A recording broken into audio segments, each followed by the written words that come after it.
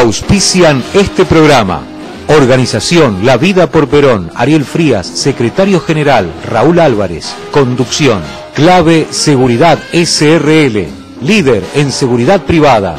Citropaz, Asociación Obrera Textil, Delegación San Miguel. Hola, ¿cómo les va? Buenas noches. Aquí estamos en este día jueves 3 de mayo, comenzando un nuevo mes, una semana bastante particular. Estuvimos con ustedes el 1 de mayo, el feriado, Día del Trabajador, con, por supuesto, la actualidad política, pero también haciendo un repaso del pensamiento de quien evidentemente está identificado con el trabajo en la Argentina, que es Juan Domingo Perón. De hecho, la marcha peronista dice Juan Domingo Perón, el primer trabajador, y haciendo un análisis de una situación que bien podría trasladarse a la actualidad sin ningún problema. Por eso además incluso lo pusimos en el aire, que tiene que ver con el trasvasamiento generacional y el legado que la dirigencia política y aquellos que forman parte de un proyecto político deben hacer para con los más jóvenes. Perón fue indudablemente más que claro en sus expresiones del día martes. Pero hoy vamos a seguir en el programa de esta noche metiéndonos, por supuesto, en la actualidad. Hay temas que se siguen dando. De hecho, se está terminando de definir en la Cámara de Diputados la expropiación de YPF y la nacionalización del 51% de las acciones de la empresa petrolera de Bandera, que antes estaban en manos de Repsol. Pero también hay otros temas que hacen a la actualidad política, ¿no? Me parece que el martes no lo analizamos con profundidad, pero el acto de Vélez de la semana pasada dejó muchos condimentos para el análisis, teniendo en cuenta que hay una clara nueva etapa de lo que en su momento fue el kirchnerismo y lo que yo llamo hoy ya directamente es el cristinismo, con una concepción diferente en muchos aspectos a lo que hacía y ejecutaba Néstor Kirchner, que en varias oportunidades le gustaba decir: no se fijen en lo que digo, sino efectivamente en lo que hago, y eso hablaba de un pragmatismo por lo menos interesante, en el sentido en que Kirchner se dedicaba a establecer alianzas con distintos sectores de la política, aunque él no estuviera demasiado de acuerdo con el pensamiento de muchos de estos sectores.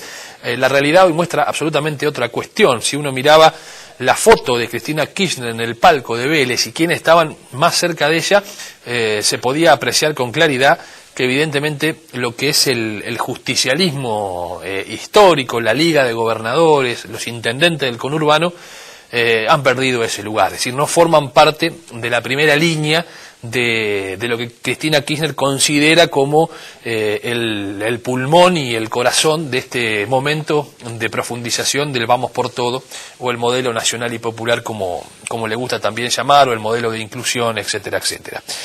Esto es un tema para el análisis porque también demarca la posibilidad futura de cómo se va a ir estructurando el año que viene, y de ahí pensando ya en el 2015, la realidad política de la Argentina. ¿Cuál va a ser el rol de los gobernadores, los intendentes del justicialismo, que muchos de ellos estuvieron sentados a los costados del palco de Vélez? ¿Van a seguir manteniéndose expectantes, prácticamente sin actuar? Es una pregunta que por ahora no hay respuesta, pero que empieza a generarse con mucha profundidad en los ámbitos de la política, ¿no? Incluso son muchos los dirigentes que por estas horas hablan en privado, se comunican, pero que después, cuando hay que decir lo mismo en forma pública, prefieren la cautela, ¿no? Prefieren por ahora no exponerse a esos temas.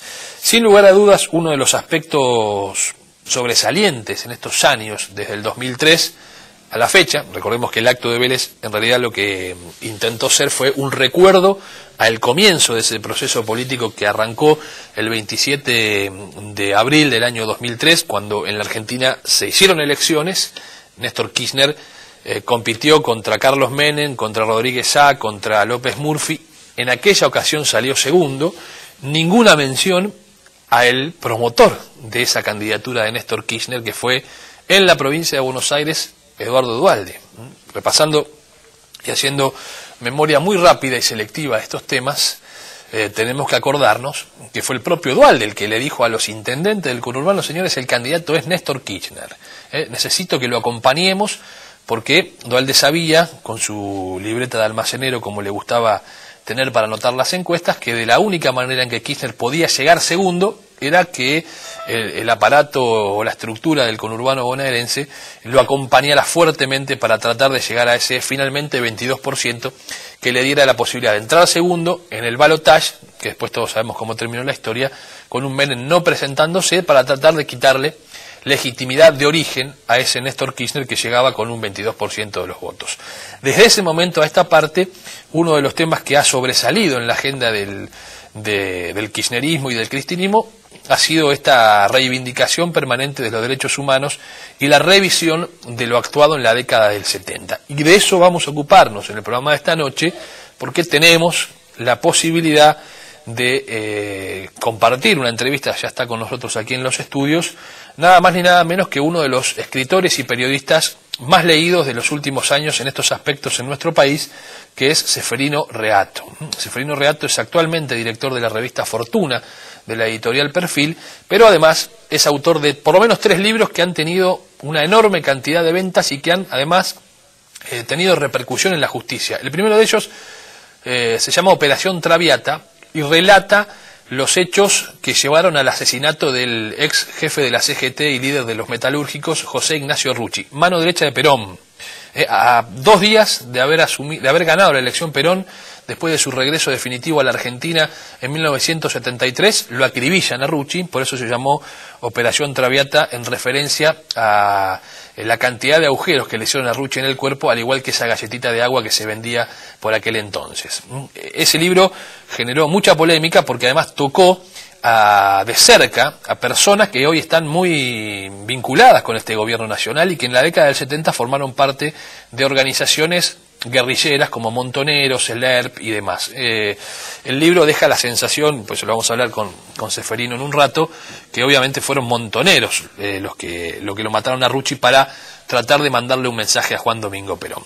El otro libro, que también tuvo mucho éxito, fue una edición que se llamó Operación Primicia, que relata también meses antes del inicio formalmente de la dictadura militar, de la última dictadura militar, el 24 de marzo del 76, de una operación también de montoneros al cuartel de Formosa del ejército, que un poco muchos dicen fue la excusa que tuvo, o una de las grandes excusas que terminó teniendo la Junta Militar para hacerse cargo del gobierno el 24 de marzo, aunque había indicios desde hace mucho tiempo, de antes, que esto iba a suceder y que se iba a dar de esa manera, pero bueno, esto también se tomó como una situación que precipitó ese final. Y el último, reciente, que ha generado y sigue generando todavía mucha polémica, fue este libro que es Disposición Final, que sin lugar a dudas es un libro que estremece por el relato de Jorge Rafael Videla,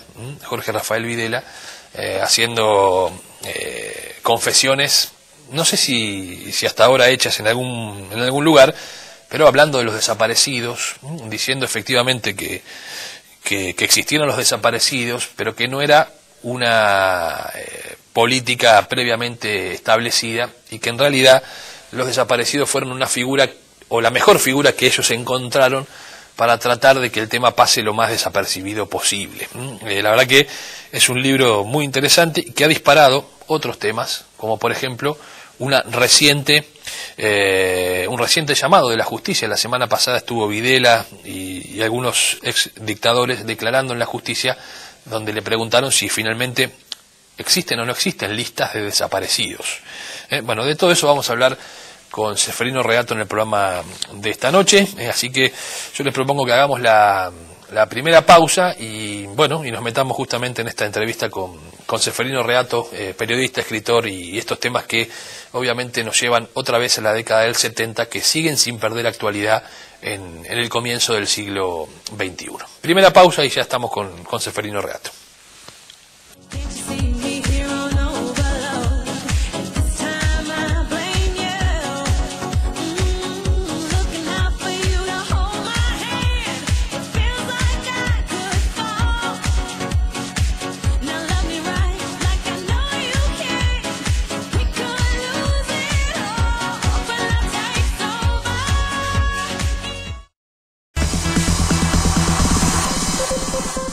Materiales para la construcción, Los Dos Primos. Amplia flota de camiones para la distribución de materiales. Estamos presentes en las obras más destacadas de la región. Los Dos Primos cuenta con la mejor atención. Materiales para la construcción, Los Dos Primos. Avenida Luis María Drago, 1155, Tortuguitas. Teléfono 02320-493-100, 02320-493-200. Página web www.losdosprimos.com.ar.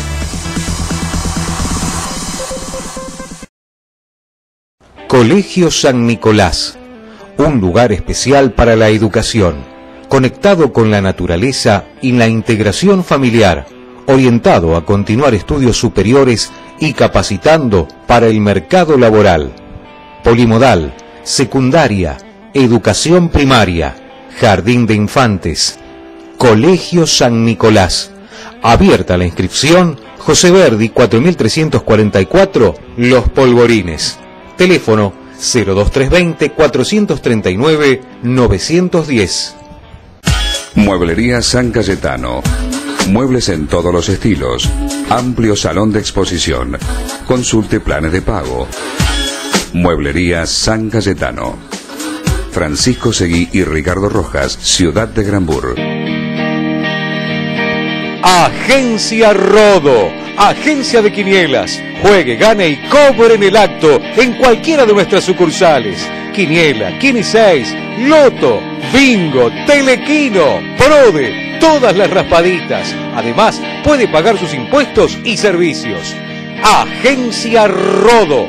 Acérquese, que la suerte lo está esperando.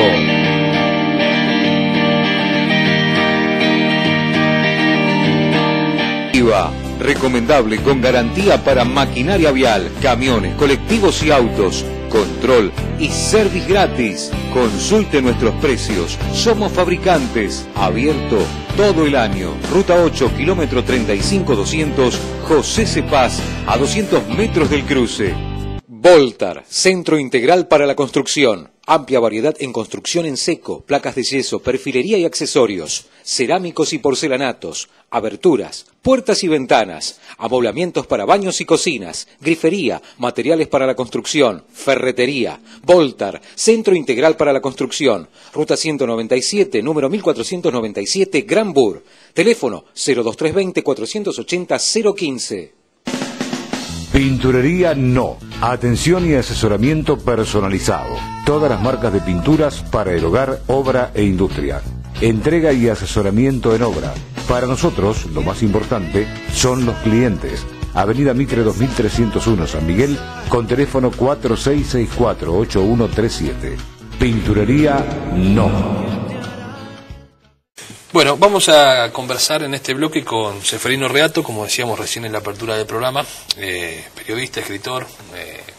Hay 3 obras de las últimas que escribió Ceferino que han tenido una enorme repercusión. Yo decía recién Operación Traviata en principio, Operación Primicia también, y ahora la reciente aparición de Disposición Final, que todavía sigue generando muchos comentarios, incluso hasta con presencias en la justicia la semana pasada de algunos de los últimos dictadores que tuvo la Argentina. Ceferino, gracias por venir, muchas gracias por estar aquí. Gracias por invitarme. ¿Usted imaginaba la repercusión que iba a generar este libro y este diálogo con Videla y con Arguindegui y con algunos de los integrantes de la última Junta Militar? No, nunca se sabe cómo va a ser recibido un libro por los lectores. Todos los meses salen muchos libros. Y uno nunca está seguro de cuál va a ser la repercusión. Estoy sorprendido gratamente por la repercusión entre los lectores y también entre los colegas. En general, el libro ha podido sortear esa división entre periodismo militante y periodismo no militante. Aunque algunos, pocos periodistas militantes, pero ruidosos, han estado abiertamente en contra, por lo menos hasta la semana pasada. Ahora creo que no, con el tema de la justicia y cómo la justicia federal de San Martín ha allanado los domicilios de Videla, de Arguindegui, de Riveros, y además la misma justicia de San Martín, correccional en este caso, ahí ha prestado declaración Videla. Por lo tanto creo que esos periodistas militantes que se preguntaban, hay que entrevistar a Videla, hay que ser cordial con Videla, creo que están desmentidos por los hechos, que como decía Perón, la única verdad es la realidad. Ahora, hay que entrevistar a Videla como hay que entrevistar, me imagino, a todos los actores en las medidas de las posibilidades que uno pueda tener para conseguir el mejor trabajo posible. Ahora, como periodista, ¿qué se siente tener adelante a Videla? Mira, a mí lo que más me sorprendió fue el estilo con el cual él relata los casos que él protagonizó. Es un estilo frío, distante, pero muy preciso y articulado. Yo diría descarnado, como si estuviera hablando de hechos protagonizados, realizados por otra persona en otro tiempo y hasta en otro lugar, como si fuera un relator de cosas que él vio pero no participó, digamos. Que él vio, le contaron pero que no participó. Y eso me parece que es lo que le da valor al libro, si es que tiene alguno. Es esa posibilidad de comprender qué pasó por boca del hombre fuerte de la dictadura, porque Videla fue presidente de facto durante 5 años, el presidente de facto que más duró en la Argentina, y eso que tuvimos muchos. Y en los 2 primeros años fue además comandante en jefe del ejército, es decir, que tenía muchísimo poder. Eso es lo que tiene de valor. Yo creo que hay que entrevistar, hay que preguntar, hay que repreguntar, hay que tratar bien a todos los entrevistados, porque lo que interesa es la información que ellos tienen. Digamos, a mí, en mis libros, lo más importante es el lector. Yo quiero que la gente que tiene información me la dé de la manera lo más completa y verdadera posible, para yo después escribirla en su contexto y contárselo a los lectores. Lo más importante para mí no es el entrevistado, ni siquiera soy yo, sino que es el lector. A mí me llamó mucho la atención cuando Videla dice, esto lo hice y creo que Dios, digamos, me permitió hacerlo, o es como que me avaló a hacer lo que hice. La verdad que eso me llamó mucho la atención.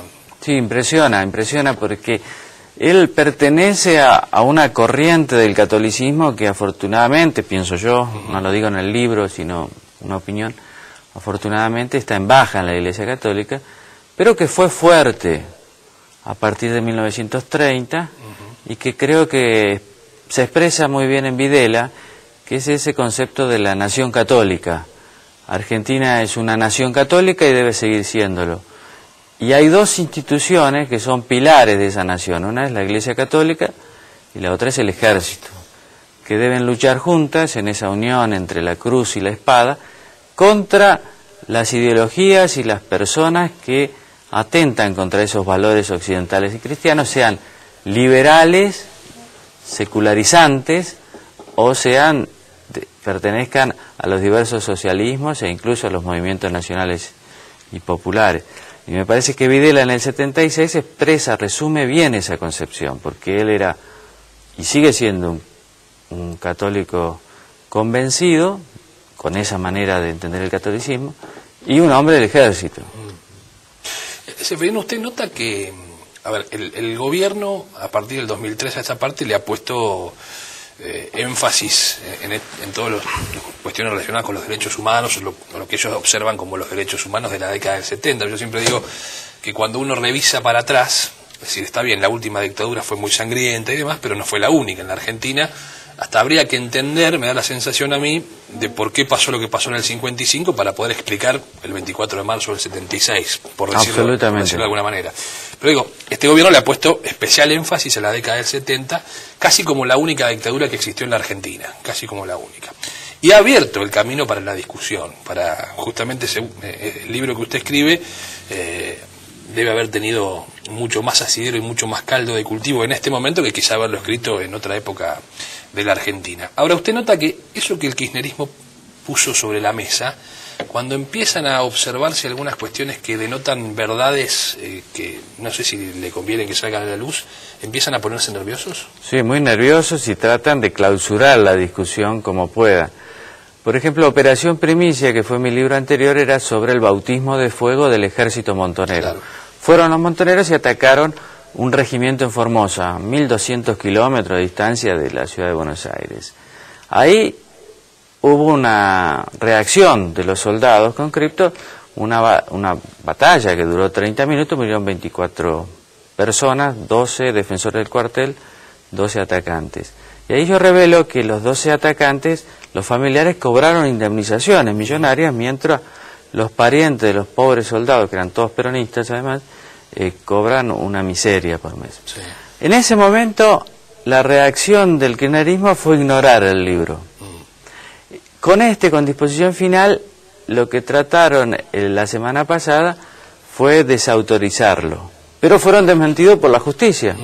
Entonces ya esta semana no van a poder ir en esa línea, y lo que van a hacer es tomar las declaraciones de Videla, pero sin decir a quién se las dijo, claro, en qué libro están. ¿Por qué se generó otra claro. vez este tema? Entonces ellos claramente rescatan de la historia una parte y establecen lo que se llamaría, yo llamo una teoría de ángeles y demonios, es decir, hubo un grupo de jóvenes muy bien intencionados que querían cambiar la Argentina, hacerla más igualitaria, liberarla del yugo imperialista y de las oligarquías locales, que fue diezmada por los demonios, que serían los uniformados y sus cómplices civiles.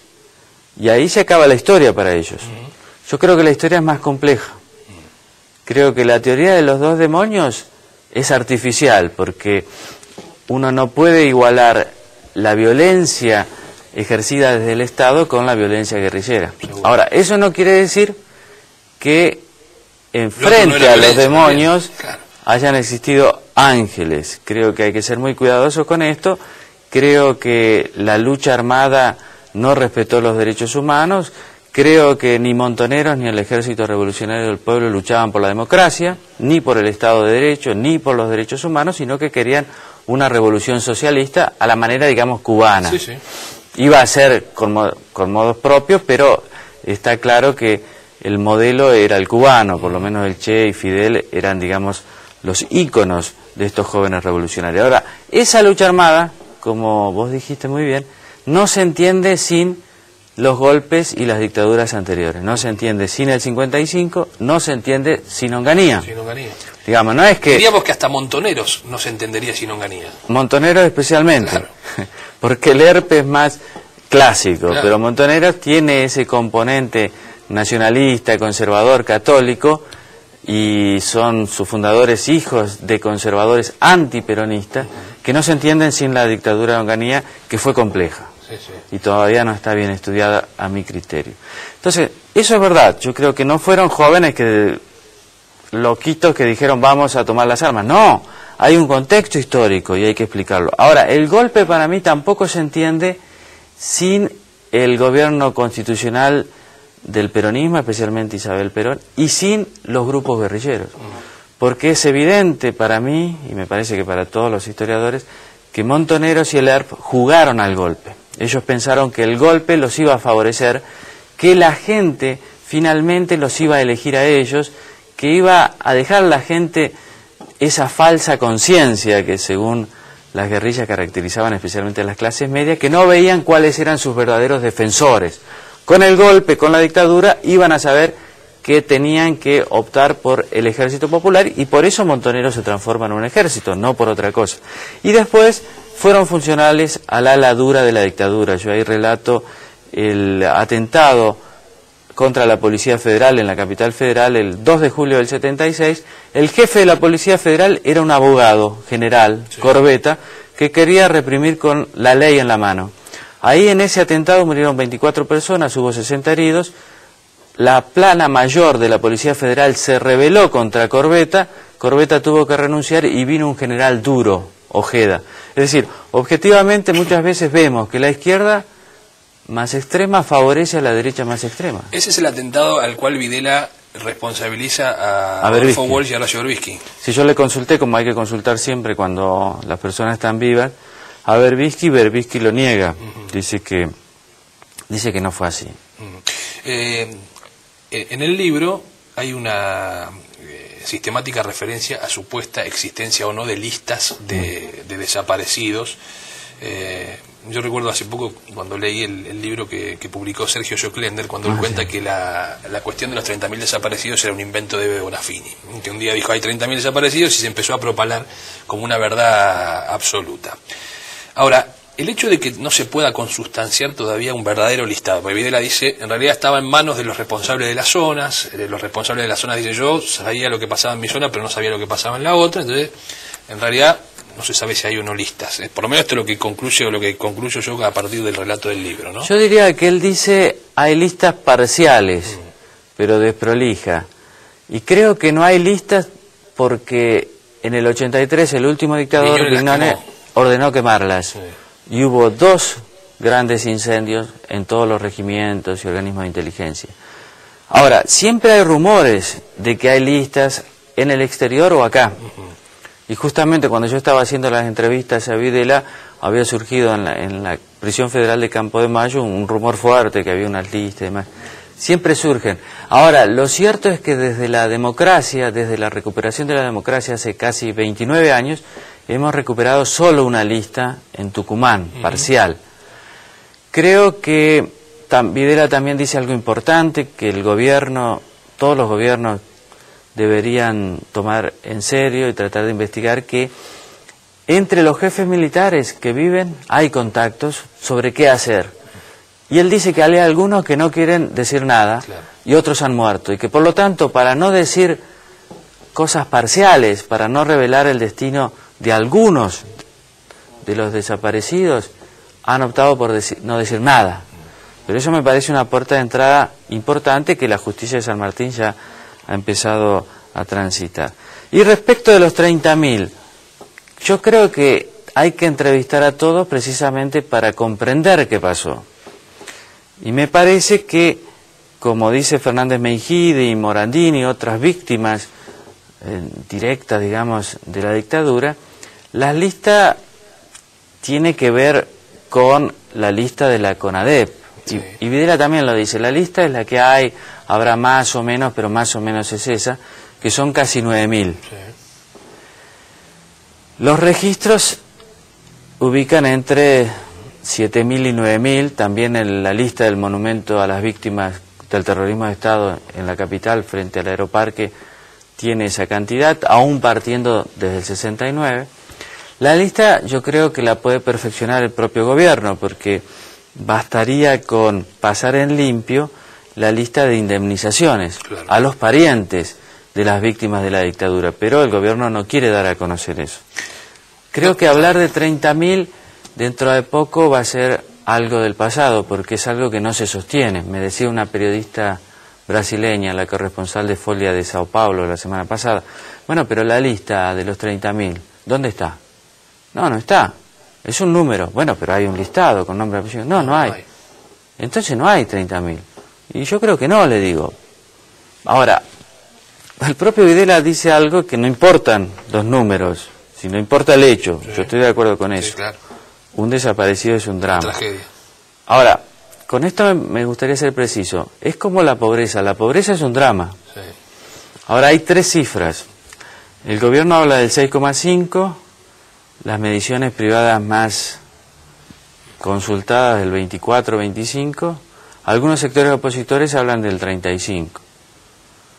Un pobre es un drama. Ahora, yo prefiero que el gobierno tenga razón, que sea el 6,5. Sí, claro. ¿Para qué queremos que exista el 20? El 20 o el 30. Y con los desaparecidos también. Un desaparecido es un drama, pero yo prefiero que sea el número menor, no 30.000, porque sostener 30.000 me parece como esas ONG truchas que hablan de la pobreza y se ponen contentos cuando hay pobres, ¿no? Yo le preguntaba esto porque digo, ese relato o esa nebulosa sobre la verdadera cantidad de desaparecidos, en definitiva termina siendo funcional a lo que me parece a mí es un relato épico que quiere instalarse como una cuestión ya revelada y que esto es así, y que fue así, y que por eso se justifican un montón de acciones en la actualidad, tomándonos de esa nebulosa que en definitiva aplicó el relato. Pero es un relato político. Uh-huh.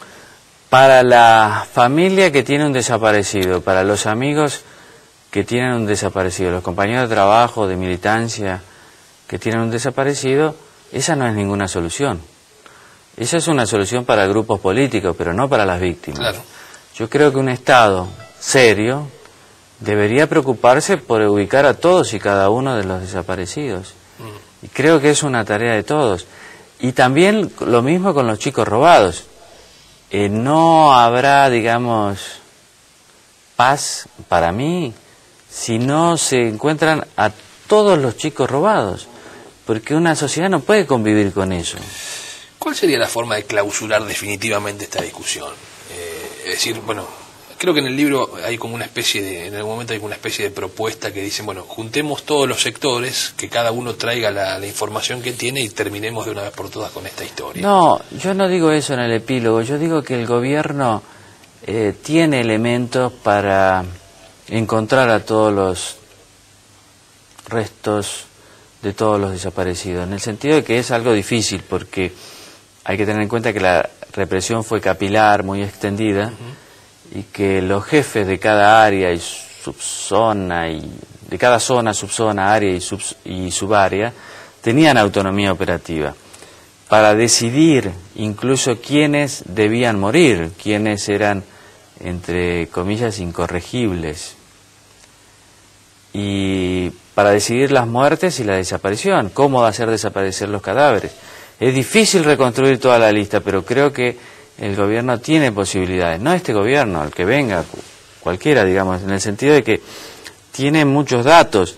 Ahora, yo sospecho, como están comenzando a decir incluso personas vinculadas a los organismos de derechos humanos, hoy hay una interesante entrevista en Página 12, que del trípode memoria, verdad y justicia, la verdad es en lo que menos se ha avanzado, porque da menos rédito político. El kirchnerismo despierta los derechos humanos, digamos, en Néstor y Cristina de una manera tardía, hay que admitirlo, ¿no? Ellos sí, claro.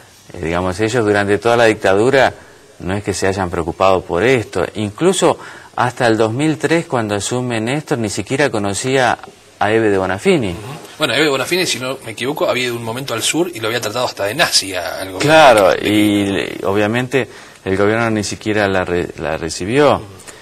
Y está claro, me parece, en el libro de José Pablo Feynman, El Flaco, cómo es que Néstor decide recostarse sobre las madres, porque Feynman le propone, dice él, recostarse sobre las asambleas populares. Él dice, no, esos son anárquicos, las madres, y Ebe es el tanque, ahí hay que recostarse. O sea, es una cuestión toda estratégica política. Casi hasta pragmática, ¿no? Muy pragmática, porque era muy pragmático, Cristina también lo es. Yo creo entonces que ellos tienen, pero claro, esa posibilidad, deberían ver ellos los réditos políticos y si no los réditos históricos, pero yo me temo que no sea este el grupo político que avance mucho en la verdad, porque le quitaría, como decías, un elemento central, épico, al relato kirchnerista. A ellos les conviene que siga esta nebulosa, que siga hablándose de 30.000, que siga hablándose de ángeles por un lado, de demonios por el otro. No les conviene saber la verdad porque se les terminaría este relato mágico. Antes de cerrar la nota, quiero hacerte algunas preguntas sobre lo que se generó a partir de Operación Traviata.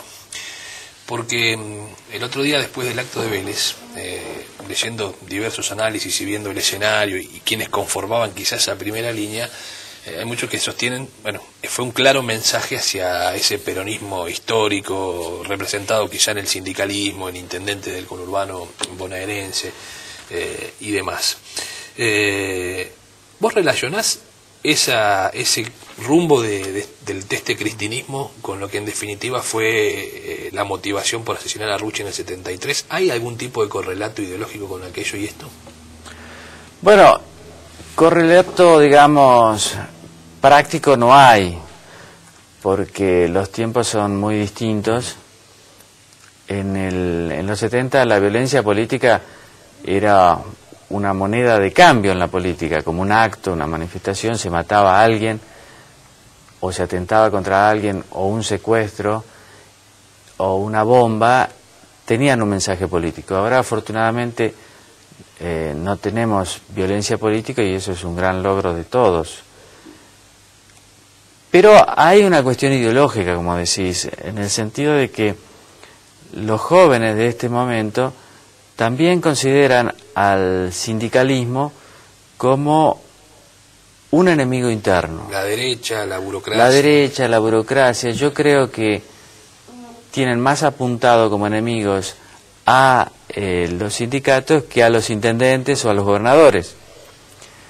Por esa tradición y porque los ven realmente como organizaciones autónomas del poder político. Un intendente del conurbano puede tener mucho poder, yo no lo niego, pero en algún punto está muy supeditado a los recursos provinciales y nacionales. Y el kirchnerismo eso lo ha explotado bien. Muchas de las obras de los intendentes son financiadas directamente por el gobierno nacional, entonces hay una dependencia. Los gobernadores lo mismo. Fíjense el peregrinaje de Bonfatti, un socialista que ahora se pelea por aparecer cerca de Cristina. Y eso no es porque se haya convertido, sino porque necesita plata. Es el vil metal. Eso, los sindicatos son autónomos, no necesitan el dinero del gobierno, al contrario. Incluso el gobierno es deudor de los sindicatos en las obras sociales. Ese poder autónomo es algo que el cristianismo no puede soportar, por ideología y también por una cuestión práctica, de esencia. Es un grupo político que quiere hacer tierra arrasada con todos, que todos dependan de Cristina, que ella mande sobre todos. Y en eso el sindicalismo tiene autonomía. Por eso yo creo que una de las jugadas lógicas va a ser cambiar el sistema de obras sociales, que es una caja que el cristianismo no puede soportar que esté en otras manos.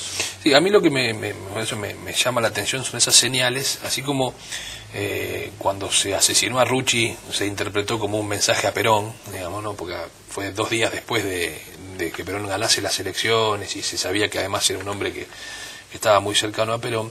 Es decir, como hoy tampoco el cristianismo, en toda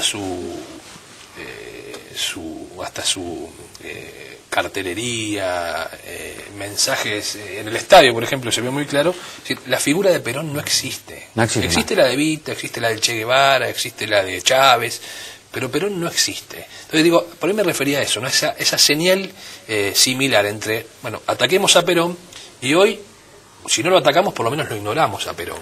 Claro, la izquierda del peronismo siempre ha sido más evitista que peronista. Sí, claro. Y ha hecho una recreación de Evita. Ha sacado cosas para mí marginales en Evita y se ha olvidado de algo central.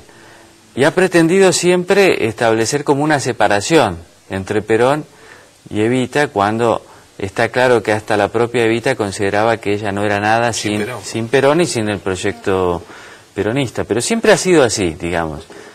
Montoneros también lo hacía, y el kirchnerismo primero, el cristianismo con más razón lo hace ahora. No hay figuras de Perón, Perón le molesta, incluso está siempre la anécdota de Cafiero, de Antonio Cafiero, que después un poco la relativizaba, de cuando le fue a pedir dinero para levantar el busto de Perón frente a la Casa Rosada, le dijo, por ese viejo no pongo un peso. Que hay muchos testigos de que Antonio lo ha contado, pero bueno, también Antonio a veces vacila un poco. Yo se lo he escuchado también a Duhalde contarlo, ¿no? A Duhalde, sí. Yo a Venegas y a Agosto. En fin, yo creo que eso es cierto. Y hay algo en el sindicalismo que me parece que Moyano cometió muchos errores en su apogeo, que se preocupó mucho por su gremio, a instancia de eso que nosotros generamos tanto en la Argentina, que son esos liderazgos omnipotentes, que creen que en un presente eterno, y ahora, bueno, no puede pretender que ciertos liderazgos sindicales lo respalden cuando él utilizó todo el poder de la CGT para mermar, sacarles afiliado, que es una locura. Es una persona que no veía el conjunto y ahora está sufriendo eso.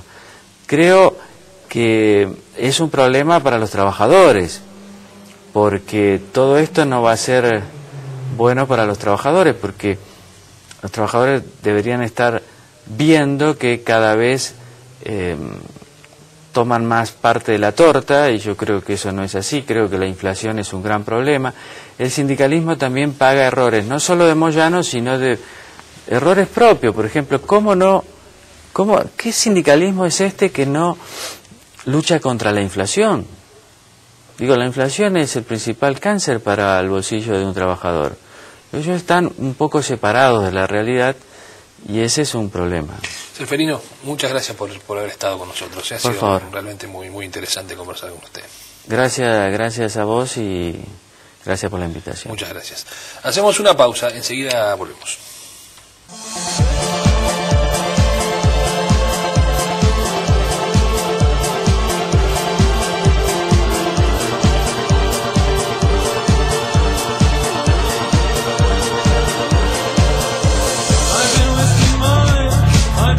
EG, Clínica de Dermatología y Estética. Tecnología de ultrageneración, ultracavitación, radiofrecuencia, luz pulsado intenso, botox, implantes, rejuvenecimiento facial y corporal, tratamientos anticelulíticos. DG, Clínica de Dermatología y Estética. Italia 989, San Miguel, teléfono 4451-2686. Si necesita vender, comprar o alquilar, acérquese a Uehara Inmobiliaria. Desde 1976 nos avalan la experiencia en la zona. Además, le ofrecemos los servicios de su estudio jurídico para los temas relacionados con su inmueble. Inmobiliaria Uehara. Con recursos municipales, esfuerzo y trabajo, ya funciona en Malvinas Argentinas, el hospital central de pediatría más importante de la provincia de Buenos Aires. 280 camas, múltiples especialidades y la mejor tecnología al servicio del vecino. Es un nuevo logro de la Municipalidad de Malvinas Argentinas. Jesús Cariglino, intendente. Baterías Altalú. Venta y reparación de baterías de alta calidad. Somos fabricantes. Gaspar Campos, 4280 San Miguel. Teléfono 4664-0621. ID 181-4716. Voltar, Centro Integral para la Construcción. Amplia variedad en construcción en seco, placas de yeso, perfilería y accesorios, cerámicos y porcelanatos, aberturas, puertas y ventanas, amoblamientos para baños y cocinas, grifería, materiales para la construcción, ferretería. Voltar, Centro Integral para la Construcción. Ruta 197, número 1497, Gran Bur. Teléfono 02320-480-015. Hotel La Joya, un castillo milenario convertido en el templo del amor, atendido con la mayor privacidad y discreción, cocheras individuales, habitaciones de categoría con música funcional y canales de TV, hidromasajes, servicio de bar y boutique. Hotel La Joya, un lugar único a 5 minutos del centro de San Miguel. Acércate, tendrás la mejor calidad al mejor precio. Hotel La Joya, disfrute su estadía. Promifer, hierros para la construcción e industria, aislaciones para techos, zinguería estándar, chapas, policarbonatos, membranas, herrajes, mallas y muchos productos más. Atención personalizada, cortes a medida y entrega a domicilio sin cargo. Una empresa en constante crecimiento e innovación. Promifer, Ruta 8, número 4077, esquina Roca, San Miguel. Teléfono 4667-0454. Bueno, vamos a meternos un poco en los temas de la actualidad política regional, ¿no? Porque la verdad que hay mucho para contarles a partir de esta semana y del fin de semana largo. Hizo algunas declaraciones Jesús Cariglino sobre el tema de YPF. Hasta ahora no había hablado sobre la cuestión. Nosotros la publicamos en nuestro sitio de internet, lo que el intendente de Malvinas Argentinas expresó con relación a la nacionalización del 51% de YPF para el Estado, porque el otro 25% lo tiene una empresa nacional como es el Grupo Petersen. Cariglino dice que los problemas hay que buscarlos más en casa que afuera. El intendente de Malvinas Argentinas hizo referencia al tema de la expropiación de YPF y la decisión de la Presidenta de la República de quitarle las acciones a Repsol, y sostuvo que en principio la medida se tomó de urgencia y parecería que mal. Además dijo que el tema da para un análisis más complejo. La profundización del rol opositor de Carilino es evidente, ¿no? Obviamente. Y textualmente dijo, da para un análisis muy complejo, pero en principio, y dada la urgencia con la que se hizo, parecería que se hizo mal. Y además dijo, o sostuvo, que yo sé que hay muchos ciudadanos que piensan que se recuperó soberanía, y yo creo que nunca perdimos soberanía. Más adelante Carilino explicó que pudo haber estado bien o mal hecha la concesión, pero había otros métodos para solucionar los problemas. Está claro que hubo fallas en los controles, pero los problemas hay que buscarlos más en casa que afuera, porque seguramente, si no se corrigen, se van a volver a repetir con la nueva estructura. Los inversores extranjeros siempre vienen en busca de la ganancia, pero es el Estado el que cuenta con herramientas de control, y acá parece que hubo algún descuido y lo quieren solucionar a las apuradas y en forma desprolija, manifestó, bueno, el intendente de Malvinas Argentinas con respecto al tema de YPF. Hasta ahora no había dicho nada. Esta es la primera expresión que surge del intendente malvinense.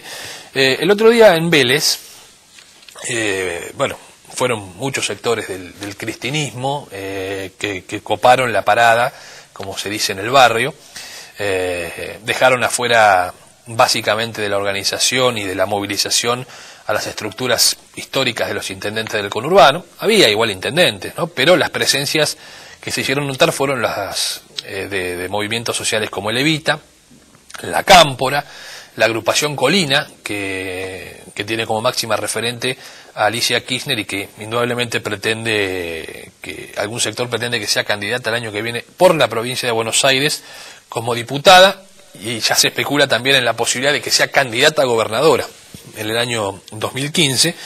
Localmente o regionalmente hubo presencias también, ¿no? Hubo presencias.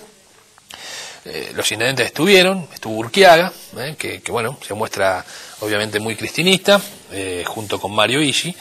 Alguien me contó por allí que no hay que descartar la posibilidad de que Mario Ishi pueda terminar integrando la nueva estructura de mando de la recuperada YPF.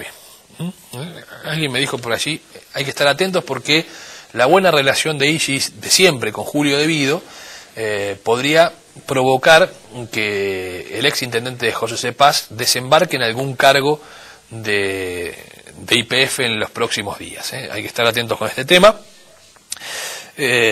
Los intendentes seguramente están haciendo un replanteo, muchos de ellos esperando qué va a hacer Massa, qué va a hacer Sergio Massa y qué va a hacer Scioli, que fue ninguneado en Vélez, ninguneado. Pero además de ser ninguneado, los medios más cercanos al gobierno, hoy creo que a lo que fue en otros momentos Página 12, que era quizá el órgano casi, el diario más, que expresaba más cabalmente el pensamiento de lo que se jactaba en Olivos y en la Casa Rosada, hoy creo que ese rol ya lo ocupa el diario Tiempo Argentino.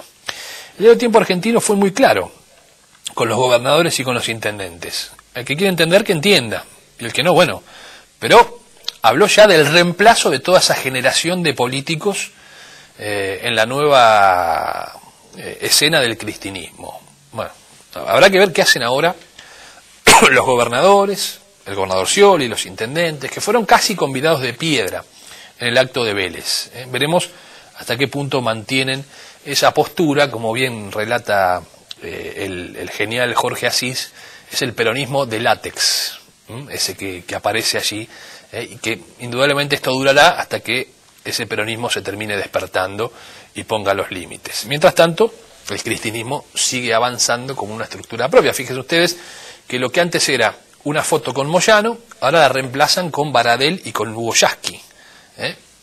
Lo que antes era una foto con Mario Ishi en el palco, o con Raúl Otacé, o con Hugo Curto, ahora es una foto con Martín Sabatella. Lo que antes era una foto con Scioli, ahora Scioli está en la segunda línea del palco y aparece en primera línea Gabriel Mariotto. Bueno, entonces me parece que son señales más que claras que, no sé si el peronismo tradicional evidentemente la está evaluando, pero por ahora no toma ninguna determinación. Hay quienes están esperando cuál va a ser la salida de Sergio Massa, que no estuvo en Vélez. Sergio Massa no estuvo en Vélez, a ver si finalmente el año que viene es candidato, y si eso termina conformando una estructura donde puedan confluir distintos sectores del peronismo, incluso hoy los que están más alejados directamente enfrentados al kirchnerismo, como el que encabeza el propio intendente de Malvinas, Jesús Carilino, y ver si de esa manera se puede llegar a una situación de armado electoral de cara al 2013 y después al 2015. Bueno, última pausa y ya cerramos el programa. Montañismo profesional, camping, indumentaria, Montagne. En San Miguel, Paunero 1369.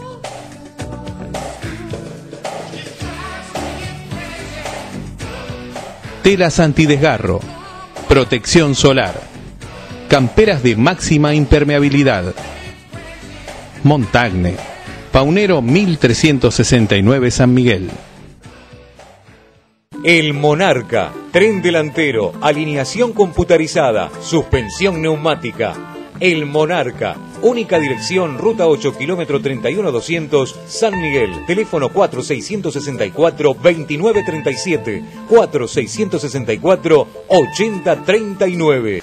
Bueno, estamos en el final y quería decirles lo siguiente. En San Miguel, durante estos días feriados, trascendió en distintos medios de comunicación una noticia que daba cuenta de la aprobación del Consejo Deliberante días atrás de una ordenanza por la cual aquellos comercios o empresas que excedan un límite determinado de residuos van a pagar más de tasa municipal. Es decir, aquellos que excedan una cantidad de kilos determinado van a pagar más tasa. Esto genera, por supuesto, alguna preocupación en distintos comercios. La Cámara de Comercio salió a decir hay que estudiar un poco más este proyecto para dar una opinión cierta. Vamos a ocuparnos la semana que viene de este tema.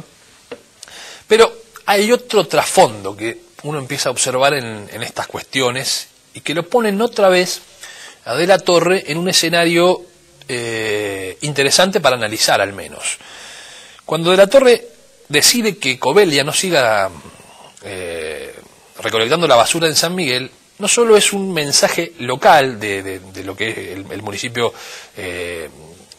graficó como un ahorro de dinero, un mejor servicio, es decir, terminar con lo que ellos decían era un apriete y un patoterismo de la empresa Covelia, sino que también fue una señal política. Ustedes saben que Moyano nos los contó el otro día, es decir, lo relacionan a Moyano con Covelia, más allá de si es cierto o no, pero el imaginario colectivo y político dice Moyano Covelia, Covelia Moyano.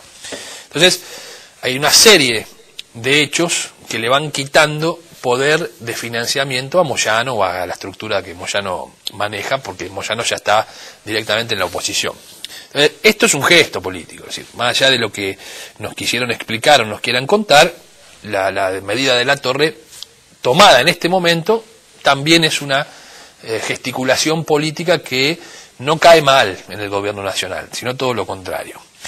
Desde hace un tiempo viene surgiendo la posibilidad, a través de un anteproyecto de ley que tiene como máximo vocero a nada más ni nada menos que Carlos Kunkel, para que la provincia de Buenos Aires o las provincias determinen que en su jurisdicción no se puede arrojar basura de otras jurisdicciones. Por ejemplo, si esto prosperase, la ciudad de Buenos Aires no podría trasladar sus residuos a la provincia de Buenos Aires. Es decir, no podría haber pase de jurisdicción de la basura de un distrito a otro. Es decir, desde la provincia de Buenos Aires a la provincia de Santa Fe, por decir un ejemplo cualquiera, o de la ciudad de Buenos Aires, que en definitiva es el fondo del tema, a la provincia de Buenos Aires, donde está la zona más amplia de recepción de residuos, que es el SEAMSE. Entonces,